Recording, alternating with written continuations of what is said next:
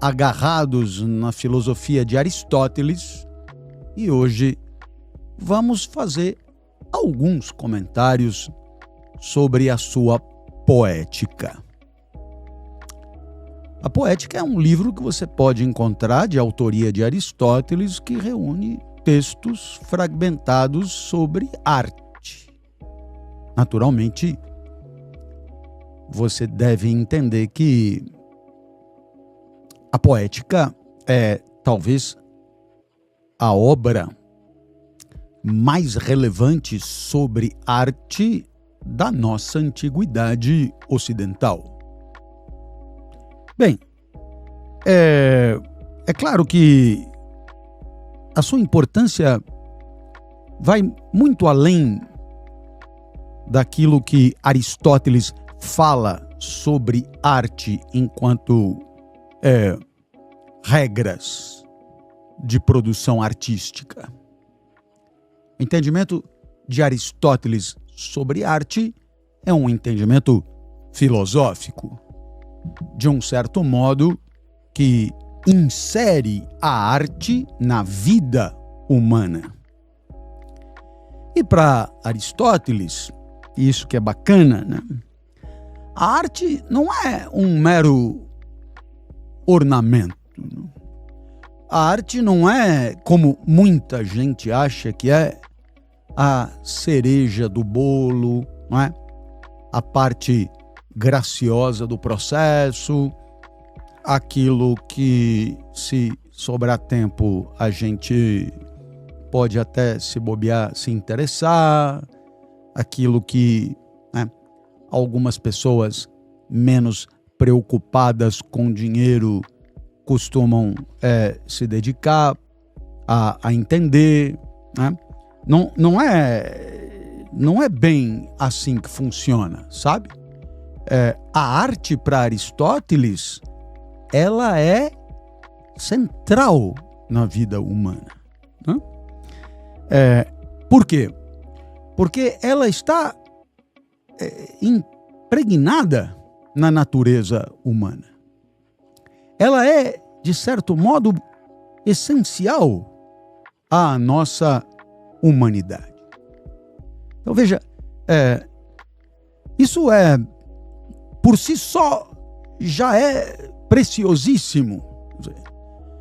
Não se trata de entender a arte como de vez em quando, né, de 2 em 2 anos eu vou na Bienal, né, e olhe lá, isso os mais sofisticados, né? Uma vez por ano eu pego um livrinho para ler, ou então, quem sabe, eu vá me interessar num curso de sábado por fotografia, alguma coisa periférica, remota, irrelevante, de diletantismo, né, de hobby, nada disso. O entendimento de Aristóteles a respeito de arte coloca a arte numa perspectiva de absoluta centralidade na vida humana. Essa é a primeira ideia que eu acho que precisaria ser destacada. Aristóteles dirá, então, nesses textos que compõem a Poética, né, que o primeiro passo é a imitação, né?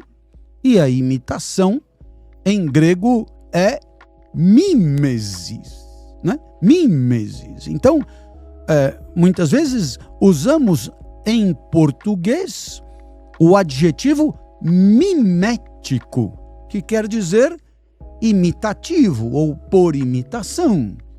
Existe a teoria do desejo mimético, que é o desejo por imitação. Então, a arte começa com imitação. Mas o problema é você entender que a imitação em Aristóteles, a mimesis em Aristóteles, não é uma reprodução mecânica do original, né? A mimesis não é uma fotografia, um espelho fotográfico do original, né? Aquele que imita, ele o faz criando, ele o faz recriando. Então, no caso, você poderá entender o artista como aquele que imita a vida humana, mas ele imita a vida humana fazendo o quê?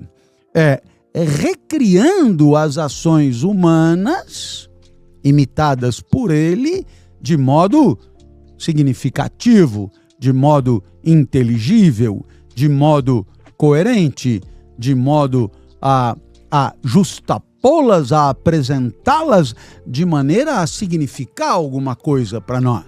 Não é um mero flagrante passivo daquilo que você encontra, mas é uma construção daquilo que você encontra, né? É uma construção criativa que organiza, né, fragmentos observados de realidade em torno de uma ideia, em torno de um entendimento sobre a vida humana, sobre as relações humanas, sobre a natureza humana, etc. Então, poderíamos dizer que o poeta, o artista, não é? Ele, o que é que ele faz? Ele, através da sua recriação, ele revela possibilidades universais a partir do flagrante da experiência particular. Há, portanto, aqui um trabalho de imitação, mas que está longe de ser pobre, né? Porque é profundamente criativo, né? Aristóteles chega a dizer que a poesia é muito mais filosófica do que a história, né? Então, quando a história narra o que aconteceu, a poesia é parte da imitação do mundo, mas indica para o seu apreciador aquilo que poderia acontecer, né? Segundo as aparências, a verossemelhança àquilo que está sendo dado e trabalhado como realidade a partir da imitação. Então, acho que você começa a perceber, né? A história, ela fala do particular, né? Do particular dos fatos, do particular dos acontecimentos, do particular dos episódios, do particular dos personagens históricos, né? Enquanto que a tragédia revela, por exemplo, o universal da condição humana, né? Tragédia, o que a tragédia apresenta é, de certo modo, aplicável a qualquer um, em qualquer tempo e em qualquer lugar. Razão pela qual, né, uma grande tragédia, né, uma tragédia finamente construída, ela guarda atualidade em qualquer momento, né? Ela conserva a sua atualidade séculos depois, né? Ela não depende daquele contexto histórico para fazer sentido. Então, se você lê Édipo Rei, aquilo que você lê, né? Se você assiste Édipo Rei, aquilo que você assiste, né, faz total sentido para a vida que você vive hoje, no século XXI. E também fará para os que viverem no século 31. Por quê? Porque existe uma atemporalidade da tragédia que transcende os contextos históricos, que transcende a particularidade das sociedades relatadas. Por quê? Porque cuida de questões que são questões absolutamente inerentes a uma humanidade essencial, que, portanto, não desaparece com o passar do tempo, ok? Então,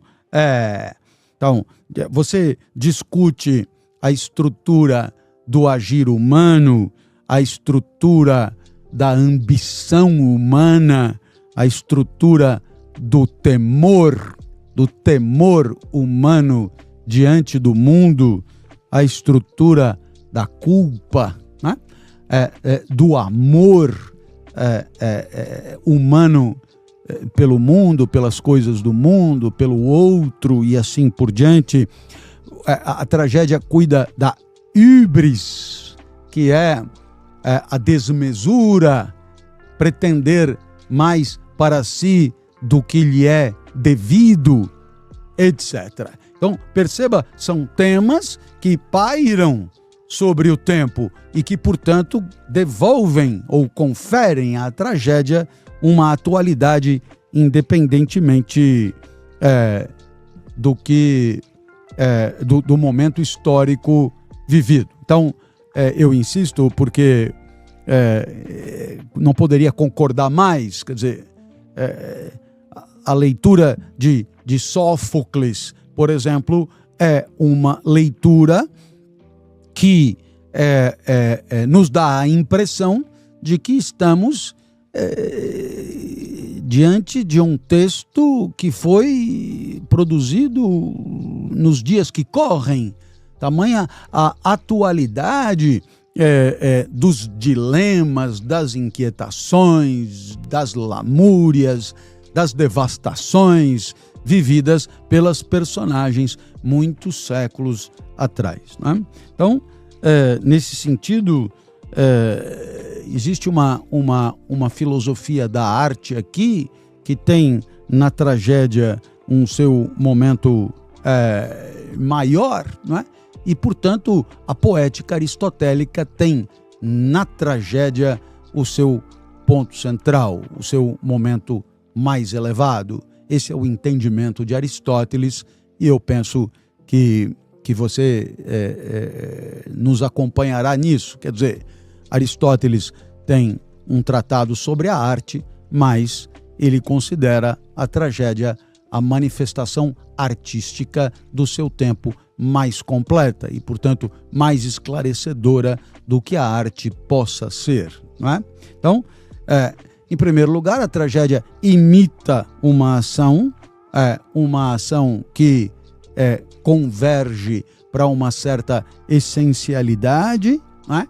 E naturalmente, nós não estamos falando de personagens isolados, que agem isoladamente, mas são ações humanas interligadas, interconectadas, cujo significado é reflexivo. Quer dizer, o entendimento de uma ação é devedor do entendimento de outras ações correlatas e, portanto, de certo modo, há um enredo que costura as ações individuais, não é? E é interessante porque esse enredo que costura as ações individuais, Aristóteles chama de mitos. Mitos, M-Y-T-H-O-S, mitos é o enredo que costura as ações individuais na tragédia, né? E assim o homem revela quem é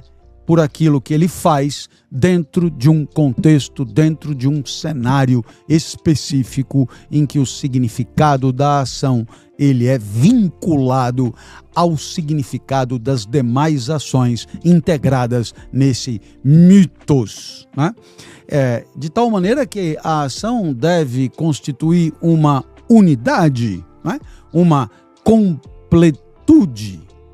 Então, nesse sentido, a tragédia ela precisa ter começo, meio e fim. Ela precisa costurar as suas etapas de maneira orgânica, né? Não pode haver uma espécie de arbitrariedade em rupturas, em fragmentos. Tudo deve decorrer numa sequência necessária de